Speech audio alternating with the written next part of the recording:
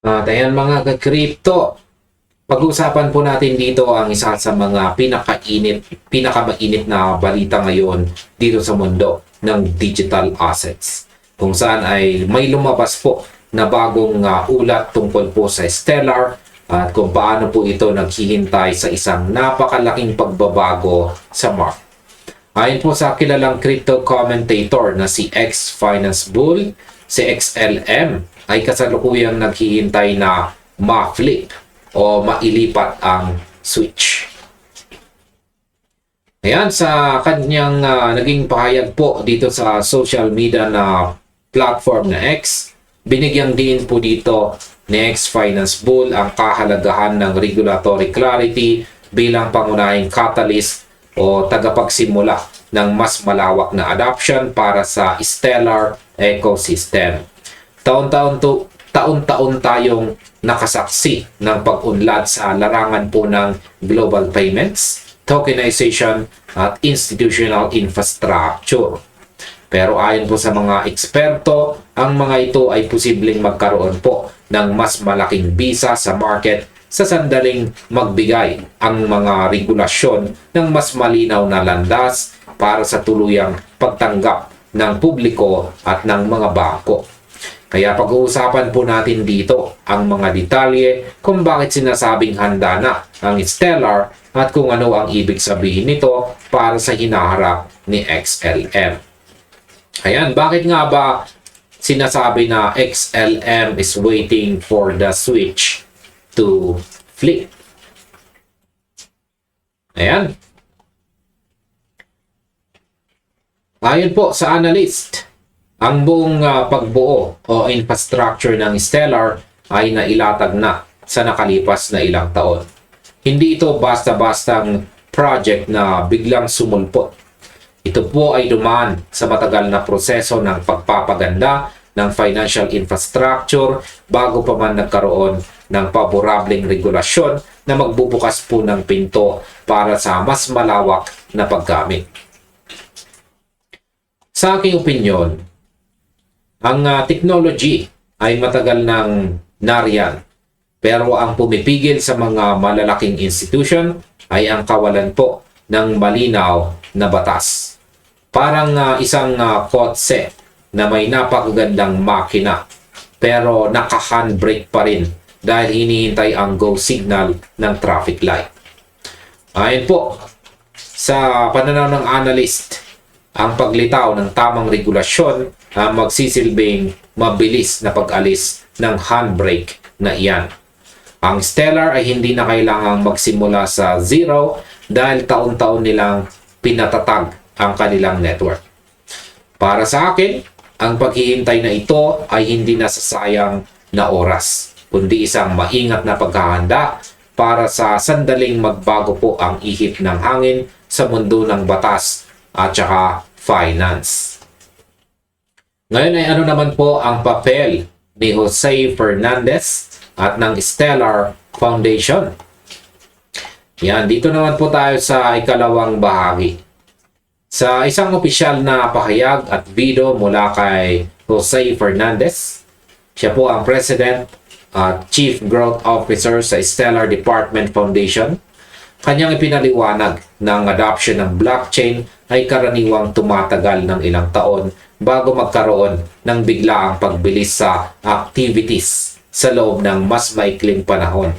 Inilarawan po niya ang isang kapaligiran o environment kung saan ang mature na technology, ang mga traditional na financial institutions na nag-uusisa sa on-chain finance, at ang malaking developer ecosystem ay sabay-sabay po na umiiral.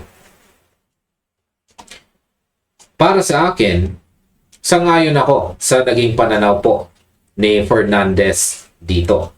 Sa kasaysayan ng technology, nakikita natin ang ganitong pattern kung saan ay mabagal sa simula habang ginagawa ang pundasyon. Tapos biglang sasabog ang paggamit kapag naging madali na ang proseso. Nabanggit din niya ang mga halimbawa gaya po ng Project Guardian sa Singapore at ang mga regulasyon sa Europe tulad po ng MiCA at DLT pilot programs. Ipinakita po rito na ang Stellar ay hindi po nakatutok sa isang bansa lamang, kundi gumagalaw po sa iba't ibang rehiyon tulad na rin ng kanilang ginagawang pakikipag-ugnayan sa mga regulator sa Brazil. Para sa akin, ang ganitong strategy ay nagpapatunay na ang Stellar ay seryoso po sa pagsunod sa batas, na siyang pinakamahalagang susi para makuha ang tiwala ng mga bangko at korporasyon sa buong mundo. Ngayon ay bakit po ba nakatutok ang Stellar sa strict regulation ng financial services? Ayan, alamin naman natin kung bakit napakahalaga para kay Stellar ang sektor ng financial services. Ayon pa rin po kay Fernandez, ang buong network ng Stellar ay sadyang itinayo para sa financial services at dito talaga nakatutok ang kanilang buong operasyon. Dahil ang sektor na ito ay mahigpit na binabantayan o regulated, ang sinumang gustong pumasok ay kailangang lubusang umintindi sa mga patakaran at makipagtulungan ng malapit sa mga kinauukulang otoridad. Sa aking opinyon, maganda po ang naging direksyon ng Stellar dito. Maraming mga blockchain projects ang umiwas sa mga regulator noong mga nakarang taon. Pero ang Stellar ay pinili po ang tamang landas kung saan ay ang makipagtulungan. Sa mundo ng finance, ang compliance o ang pagsunod sa batas ay hindi po optional. Ito ang pundasyon kung gusto mong magtagal. Ang pagtutok po nila sa mga remittances, cross-border payments at tokenization ng mga totoong assets o RWA ay nagpapatunay na alam nila ang kanilang target market.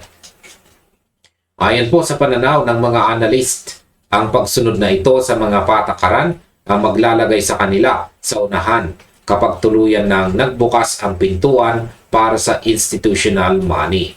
Hindi ka pwedeng maging bahagi ng global banking system kung hindi ka sumusunod sa kanilang mga panuntunan. Ngayon ay may pag-asa ba ang XLM na mag-surge sa institutional adoption? Pag-usapan naman natin dito ang epekto nito sa XLM token. Bagamat walang binanggit na tiyak na presyo ang analyst sa kanyang post, ang pangunahing focus ay kung paano po maisasalin ang nakatayong financial infrastructure ng Stellar tungo sa mas malaking paggamit ng mga institution at commercial. Ang tanong ngayon ay kung paano po gagamitin ng ecosystem ang mga darating na pagbabago sa batas. Para po sa akin, napakaganda ng ganitong pananaw dahil inilalayo tayo nito sa panandaliang ingay o hype sa market at ibinabalik sa tunay na silbi ng technology. Ang halaga ng isang asset sa pangmatagalan ay nakasalalay sa kung gaano karaming transaction ang dumadaan dito at kung gaano karaming tunay na problema ang nilulutas nito. Kung ang mga institution ay magsisimulang gumamit ng Stellar Network para sa kanilang araw-araw na operasyon at paglilipat po ng pondo, ang demand para sa XLM ay natural na tataas dahil kinakailangan ito para sa mga bayarin sa transaction o gas fees at liquidity. Hindi natin kailangan ng haka-haka sa presyo ngayon. Ang kailangan nating bantayan ay kung paano po lumalago ang partnership at activities sa loob mismo ng network. At ayan, sa kabuuan ay tignan po natin ang buong litrato ng kinabukasan ng Stellar ngayong taong 2026. Ang mga pagbabago po sa regulasyon sa buong mundo ay unti-unti nang nagiging malinaw kung saan ay mula po sa Asia hanggang sa Europe at saka Latin America.